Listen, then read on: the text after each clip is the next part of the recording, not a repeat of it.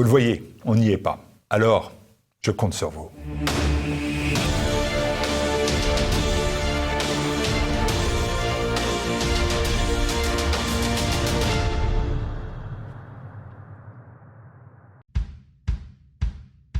En mai 1945, dans un sondage IFOP, 57% des Français estimaient que c'est l'URSS qui avait le plus contribué à la victoire sur l'Allemagne nazie. 60 ans plus tard, ils ne sont que 20% et au contraire, ce sont les États-Unis qui sont désormais en tête avec 58%. Alors comment expliquer ce revirement? Parce que moi, je sais pas, peut-être qu'en 60 ans, l'histoire a changé, j'en sais rien. Bref, c'est ce qu'on va voir aujourd'hui, mais au-delà de ça, on va surtout aller creuser du côté de la vérité historique. Les anglo-saxons ont-ils vraiment libéré la France et renversé le cours de la guerre? Qui, des Russes ou des Américains, a véritablement vaincu Hitler? Ça rime en plus.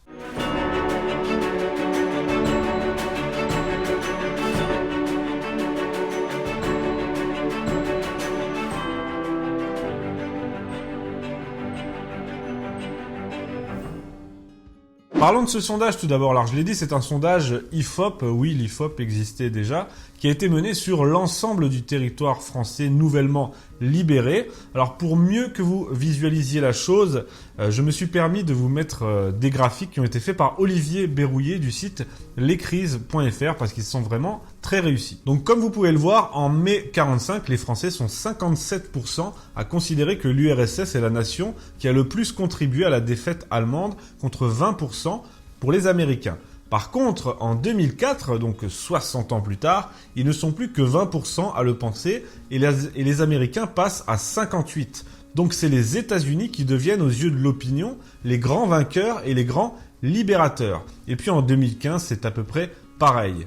Au passage, on voit aussi que le score de l'Angleterre ne fait qu'augmenter avec les années, mais là, j'ai pas d'explication, je sais pas, il y a peut-être des gens qui ont des problèmes. Et d'ailleurs, ça n'est pas qu'un phénomène français, regardez cet autre graphique, cette autre étude menée dans d'autres pays. On voit que les Allemands aussi en 2015 considèrent que ce sont les Américains qui les ont vaincus, alors ça c'est encore plus incompréhensible. Et puis enfin, vous voyez qu'en Grande-Bretagne, les Anglais estiment à 48% que c'est eux qui ont le plus contribué à vaincre Hitler. Je parlais tout à l'heure des gens qui ont des problèmes. Eux, non, ils n'ont pas spécialement de problème. C'est juste qu'ils sont anglais, quoi. C'est tout. Mais bon, au moins, ils prêchent pour leur paroisse et on ne pourra pas leur enlever ça. Comment expliquer cet impressionnant retournement avec les années? Tout simplement, c'est Hollywood. C'est la hollywoodisation de l'histoire. C'est l'Empire américain qui ensuite nous a conquis culturellement avec le plan Marshall et tout ça. Donc là, ça ne s'explique que par la domination culturelle des États-Unis sur l'Europe occidentale. Mais au-delà de tout ça, au-delà de ces sondages, eh bien maintenant, on va s'intéresser à la réalité historique. Qu'en est-il? Qui a vraiment vaincu l'Allemagne nazie? Les Américains avec leur débarquement en Normandie ou alors les Russes sur le front de l'Est avec l'opération Bagration. Alors tout d'abord, sachez que cette prise en tenaille plus ou moins coordonnée a été décidée lors de la conférence de Téhéran fin 1943 entre Staline, Roosevelt et Churchill. Il était question pour les Alliés de débarquer en Normandie afin de permettre à Staline de mener une grande offensive sur le front de l'Est. On a donc eu le 6 juin 1944 le débarquement en Normandie, c'est l'opération Overlord, et de l'autre côté, le 22 juin, donc un peu plus tard, le déclenchement de l'opération Bagration. Les deux ont été un succès. L'Allemagne a fini par capituler après des mois de combat, pas tout de suite. Mais qui a joué le plus grand rôle dans cette victoire? Eh bien, pour répondre à cette question, il suffit tout simplement de jeter un œil au rapport de force, tout simplement aux faits. Et pour ce faire, je me suis permis là aussi de vous montrer quelque chose parce que c'est parlant. C'est une carte très parlante justement que vous pourrez retrouver dans le numéro 20 de l'excellent magazine Guerre et Histoire et que je vais vous afficher tout de suite. Bon, déjà quand on voit ça, il y a quelque chose qui saute aux yeux. Regardez la différence gigantesque de divisions déployées. Là on parle en divisions, les chiffres que vous voyez. Regardez en Normandie et en Grande-Bretagne pour les anglo-saxons, puis il y en a aussi en Italie, dont beaucoup de Français d'ailleurs. Mais quand on jette un œil ensuite sur le front de l'Est, là on ne peut que se rendre à l'évidence. 385 divisions déployées, ça représente plus de 2 millions d'hommes. Et je vous parle même pas du matériel, chars, canons, avions, etc. déployés par les Russes. Voyez aussi comment Hitler déploie ses troupes pour défendre le Reich. Le gros de son armée est clairement à l'Est, ça c'est sûr. Et d'ailleurs, ce sont ses meilleures troupes qu'il déploie à l'Est. Et puis aussi, on voit que l'écrasante majorité de ses divisions Panzer, les redoutables Panzer, sont à l'Est également. D'ailleurs, son plan à Hitler, c'était de battre d'abord les anglo-saxons en France et ensuite de se retourner contre les soviétiques, de retourner le gros de ses forces contre les soviétiques. Mais ce plan, il a foiré parce que je l'ai dit, que ce soit Overlord ou Bagration, les deux ont très bien fonctionné. Parce que c'est incontestable, hein, là je vais pas faire uniquement de l'anti-américanisme primaire dans cette vidéo, même si j'aime bien ça, on va pas se mentir, mais c'est incontestable que Overlord a été une réussite totale. C'est la plus grande opération amphibie de tous les temps. C'est des centaines de milliers d'hommes débarqués comme ça, des dizaines de milliers de véhicules, de matériel. Et en termes de débarquement, de coordination avec les paras, avec l'aviation, puis ensuite de progression tactique, c'est une réussite stratégique totale. En revanche, comme on l'a vu avec la carte, eh bien, c'est bien l'URSS qui a joué le plus grand rôle en termes de rapport de force, de puissance, de feu, mais aussi et surtout, c'est l'URSS qui a payé le plus lourd tribut dans cette guerre. Et c'est là qu'on en vient à notre deuxième point. Après le comparatif des forces, clairement à l'avantage de l'URSS, on va passer au comparatif des pertes, et là c'est encore plus parlant. Je vous remets un graphique d'Olivier Berrouillet, parce que je l'ai dit, ils sont excellents, alors pourquoi s'en priver? Regardez ça, ce sont les pertes militaires en Europe. Militaires, hein, les pertes militaires en Europe. On voit que les Russes ont perdu de 41 à 45 plus de 10 millions de soldats. C'est gigantesque, surtout comparé aux 220 000 tués côté américain. Et puis en comptant les Anglais, on arrive à 600 000. Là, ce graphique, ce sont les pertes militaires sur l'ensemble des fronts, donc pas que en Europe, et puis sur l'ensemble de la guerre. Donc on compte également l'Asie, et puis le front du Pacifique aussi, parce que dans le Pacifique, les Américains ont vaincu le Japon, et ça, on va pas leur enlever.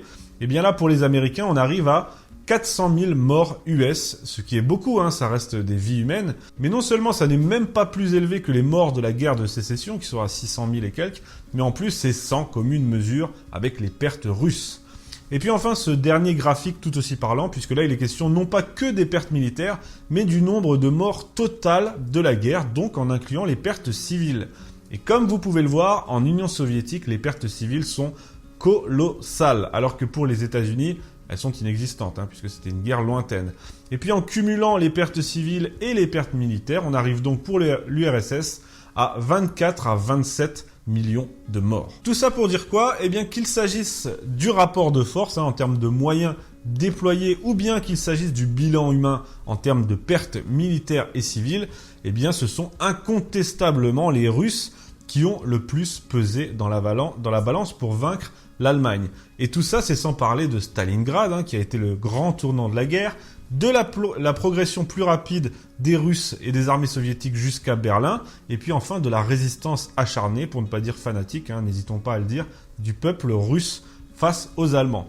En résumé, les faits parlent d'eux-mêmes et sont à observer, comme toujours, comme d'habitude et comme je le répète, ces faits sont à observer sans sentiment et sans naïveté. Maintenant qu'on a vu que ce sont les Russes qui ont le plus contribué à l'effondrement du Troisième Reich, eh bien, j'aimerais revenir en France et revenir un moment sur le mythe de la libération, puisque dans nos esprits, ce sont les Américains qui nous ont libérés. Et puis on le voit, chaque année, le débarquement en Normandie est de plus en plus célébré en grande pompe. Cette année d'ailleurs, Macron, ce cher Macron, a dit dans son discours « L'Amérique n'est jamais aussi grande que quand elle se bat pour la liberté des autres », ce qui m'a fait, on va pas se mentir, clairement marrer. Et bien pour répondre à ce discours totalement niais et servile de Macron, je vais terminer cette question en vous citant De Gaulle. Alors De Gaulle, hein, on peut lui reprocher ce qu'on veut, bien des choses pour certains, mais là il n'est pas question de ça. Ce qui est indéniable avec De Gaulle dans cette histoire, c'est qu'il avait le sens de la souveraineté et de l'indépendance. C'est pour ça que j'ai choisi de lui donner la parole, parce que ces citations sont très pertinentes. En tant que président, De Gaulle a toujours refusé d'assister aux commémorations du débarquement en Normandie. Il faudra d'ailleurs attendre Mitterrand pour que ça devienne un rituel jusqu'à ce qu'on voit aujourd'hui. Pourquoi? Eh bien tout simplement parce que, pour le général, lors de cette opération Overlord, je cite, « La France a été traitée comme un paillasson ». Ça, c'est le terme qu'il emploie. La France est un paillasson, a été un paillasson pour les anglo-saxons. Et ça, c'est vrai. En témoignent les 50 000 morts civils des bombardements alliés en Normandie, les villes complètement rasées, j'en passe et des pires. À Perfit, De Gaulle déclare « Le débarquement du 6 juin, ça a été l'affaire des anglo-saxons, d'où la France a été exclue. Ils étaient bien décidés à s'installer en France comme en territoire ennemi, comme ils venaient de le faire en Italie et comme ils s'apprêtaient à le faire en Allemagne. Ils avaient préparé leur Amgot qui devait gouverner souverainement la France à mesure de l'avance de leurs armées. Ils avaient imprimé leur fausse monnaie qui aurait eu cours forcé. Ils se seraient conduits en pays conquis.